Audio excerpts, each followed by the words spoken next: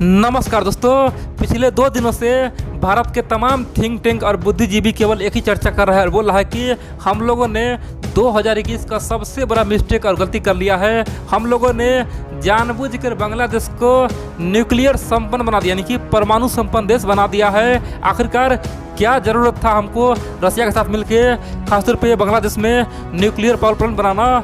बांग्लादेश तो यहाँ से आओ पावर के बहाने न्यूक्लियर हथियार बना लेगा, परमाणु मिसाइल बना लेगा और बाद में हम पे भारी पड़ेगा। जिस प्रकार वर्तमान में जब मोदी जी गया था वहाँ पे बांग्लादेश के आम जनता खासतौर पर सड़क पर मोर्चा खोल दिया था, कम से कम 10 से अधिक आदमी मारा गया था। जिस बांग्लादेश को आखिरकार हमने बनाया था, जिसको हमने मदद किया था, पाकिस्तान से अलग किया था, उसी बांग्लादेश आज केवल आग खेल रहा है, आग से वो खेल रहा है, भारत को गाली दे रहा है। और हम आखिरकार बांग्लादेश को परमाणु संपन्न क्यों बनाए, क्या कारण था?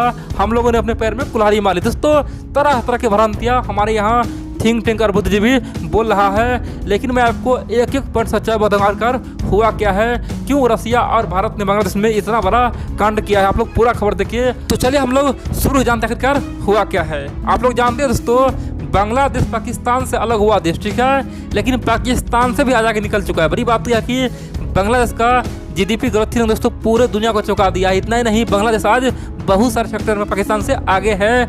और बांग्लादेश का मानना है कि हम लोग 2030 तक जो हम पे गरीबी का जो टैग लगा है वो हटा ले। दोस्तों, बांग्लादेश का मानना है कि 2030 तक हम लोग गरीब नहीं, हम लोग अपर खासतौर पे मिडिल कंट्री हो जाएंगे, यानी कि हमारे यहाँ गरीबी नहीं होगा, हम लोग बराबर हो जाएंगे। जिस प्रकार से भारत में है, जिस प्रकार से खासतौर पे एशियन कंट्री बहुत सारे हैं, वैसे हम भी हो जाएंगे।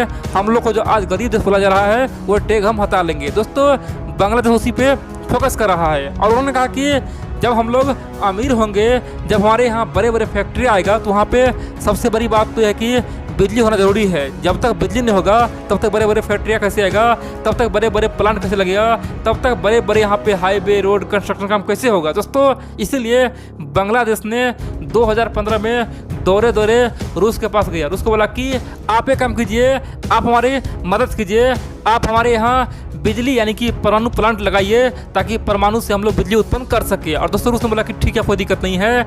रूस ने बोला कि टेंशन मत लीजिए, आपके पास पैसा नहीं है, पैसा मैं दूंगा। दोस्तों, रसिया ने 2015 में अनाउंस किया कि बांग्लादेश को हम कम से कम $11.5 बिलियन का लोन देंगे। $11.5 बिलियन, यानी कि इंडियन करेंसी में बात करें तो अभी दोस्तों कम से कम 80 से लेकर 81 हज़ार करोड़ रुपया कौन दिया? रसिया ने बांग्लादेश को लोन दिया और बोला कि मैं वहाँ पे बिजली बनाऊंगा, परमाणु से बनाऊंगा।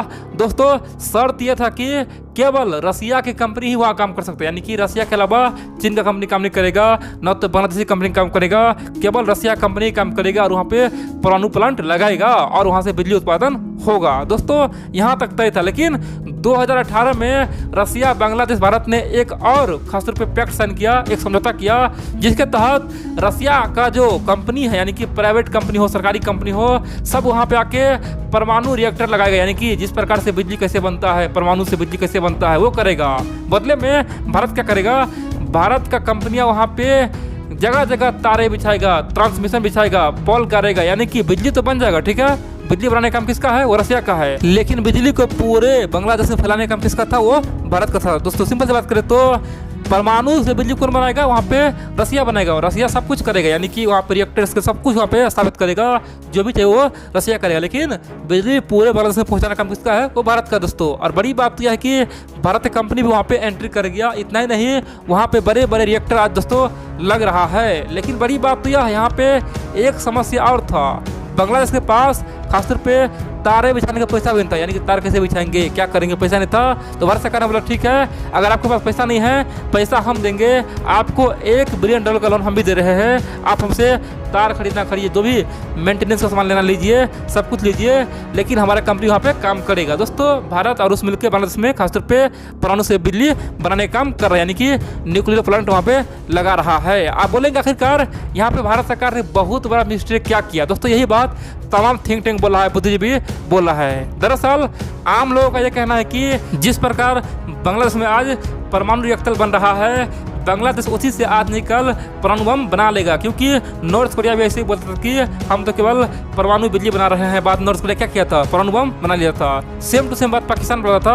पाकिस्तान बोला था कि हम तो न्यूक्लियर से केवल बिजली बनाएंगे, लेकिन बाद में परमाणु बम बना लिया था। और यही बात आज ईरान बोल रहा है, लेकिन उस पर अमेरिका सैंक्शन ठोका हुआ है, उसे अमेरिका बर्बाद करने पर तुला हुआ है। दोस्तों सबका यह कहना है कि भारत ने जानबूझकर रूस के साथ मिलकर खासतौर पर बांग्लादेश को परमाणु संपन्न देश बना दिया है। लेकिन दोस्तों आप एक बात याद ध्यान रख लीजिए, यहाँ पे भारत का कोई एंट्री नहीं है, ठीक है। रसिया पहले ही यहाँ पे एंट्री कर चुका था। अगर यहाँ पे भारत नहीं आता तो कौन आता? सिंपल सी बात है, वो चाइना आता। दोस्तों चाइना का यही काम है, वो है भारत के पड़ोसी को छीनना, चाहे जिस भी हालात में हो, चाहे उसे हथियार दे के हो, पैसा दे के हो, लोन दे के हो, लेकिन भारत से वो दूर करने के लिए तमाम हथकंडे अपनाता है। तो सिंपल सी बात है, भारत को रूस ने खुद ऑफर दिया था और भारत ने उसे एक्सेप्ट किया था। आप बोलेंगे आखिरकार रसिया चीन को ऑफर क्यों नहीं दिया, केवल भारत को ही क्यों दिया? देखिए दोस्तों, दुनिया में चाइना एकमात्र देश है जो सब कुछ खुद करता है। यानी कि चीन किसी भी देश में एंट्री करता है तो वहाँ पे वो सबसे पहले खुद ही परमाणु रिएक्टर स्थापित करता है, सब कुछ उसके पास है। दोस्तों इतना ही नहीं, बिजली का जो तार कैसे सप्लाई करना है सब कुछ चाइना खुद करेगा, यानी कि चीन का कंपनी सब काम करेगा। यानी कि चाइना जहाँ भी जाता है वो सारा काम अपने करता है, किसी को वहाँ पे हिस्सेदारी नहीं देता है। तो उसको पता था कि अगर चीन को यहाँ पे बुलाएंगे तो रसिया का जो कंपनी है वो मारा जाएगा, उसका कहानी खत्म हो जाएगा, चीन सब पे कब्जा कर लेगा और धीरे धीरे खूब कमाएगा। दोस्तों रूस को पता था कि अगर चीन को बुलाएंगे तो हमें कुछ नहीं मिलेगा, हमारा जो लोन गया है वो भी बुड़ जाएगा। दोस्तों इसीलिए रसिया ने भारत को मौका दिया। रसिया को पता है कि भारत की कंपनी बहुत ही ईमानदार होता है और ऑलरेडी भारत और रूस दोस्तों कई सारे देश में कई सारे बड़े बड़े प्रोजेक्ट कर चुका है, खासतौर पे दोनों पार्टनरशिप में कर चुका है। तो रूस के कंपनी को भारत की कंपनी को दोस्तों आपस में खूब बॉन्डिंग है, बहुत ही अच्छा मित्रता है। यानी दोनों अपना हक दोस्तों लेता है, किसी का हक मारता नहीं है, दोनों कमाता है, दोनों खाता है। इसीलिए रूस को पता था कि भारत को बुलाएंगे तो हम भी कमाएंगे, भारत भी कमाएगा, सब कमाएगा, लेकिन चीन को बुलाएंगे तो अकेला चीन कमाएगा। और इसलिए दोस्तों चीन को ये ऑफर नहीं दिया। इतना ही नहीं, आप देखेंगे आने वाले समय में रसिया और भारत मिलकर दुनिया के तमाम यानी कि बहुत सारे देश में दोस्तों ये जो न्यूक्लियर प्लांट यानी कि पावर प्लांट बनता है ना वो बनाएगा, यानी कि भारत और रूस मिलकर बनाएगा। दोस्तों ये आने वाले समय में बहुत सारे देश में ये कारनामा होने वाला है, इंडियन कंपनी और रूस कंपनी करने वाला है। अब यहाँ पे बहुत सारे मित्र बोलेंगे कि फिर भी हम रूस को क्यों बोले, रसिया के साथ हम काम क्यों करें, क्योंकि रसिया तो चीन का आज पूरी तरह से गुलाम बना हुआ है, चीन का साथ दे रहा है। दोस्तों एक बात ध्यान रख लीजिए, अगर रसिया का साथ हम नहीं देते ना, रसिया को अगर अकेले छोड़ देना, रसिया को अगर हम चीन को छोड़ दे तो अब देखेंगे रसिया पूरी तरह से भारत से कट जाएगा और पूरी तरह से चीन पे डिपेंड हो जाएगा। और दोस्तों फिर रसिया भारत से किसी मुद्दे पे नहीं बोलेगा और चीन जो बोलेगा वही करे। सिंपल सी बात है, रूस के सामने में एक ऑप्शन अभी भी भारत है, इसीलिए हम लोग को रूस को दोस्तों साथ देना चाहिए ताकि रूस पूरी तरह से चीन पे डिपेंड ना हो। एक बात ध्यान रख लीजिए दोस्तों, रसिया का जो आज वो हालत है चीन पे डिपेंड है वो केवल पैसा के लिए। सिंपल सी बात है, रसिया कभी भी इतना गिर नहीं सकता है, लेकिन रसिया का जो आज हाल है वो बहुत ही बुरा हाल हो चुका है, क्योंकि ऑलरेडी यूरोप, अमेरिका, पश्चिमी देशों ने रसिया पे सैंक्शन लगा चुका है, रसिया का करेंसी गिर रहा है, रसिया की अर्थव्यवस्था गिर रहा है और ऑलरेडी वहाँ पे पुतिन के खिलाफ कैंपेन चल रहा है। तो बड़ी बात तो यह है कि रूस का हाल आज बुरा हाल हो चुका है और इसीलिए रसिया मजबूरी में चीन के गोद में बैठा हुआ है। जिस दिन रसिया खासतौर पे अपने दम पे खड़ा होगा, देखेंगे सबसे पहले चीन का साथ छोड़ेगा और फिर से अपना राजनीति शुरू करेगा। दोस्तों अभी रसिया का मजबूरी है और हम लोग को रसिया को और मजबूर नहीं करना चाहिए, रसिया को चीन से खींचने का प्रयास करना चाहिए, ना कि चीन की ओर धकेलना चाहिए। ठीक है।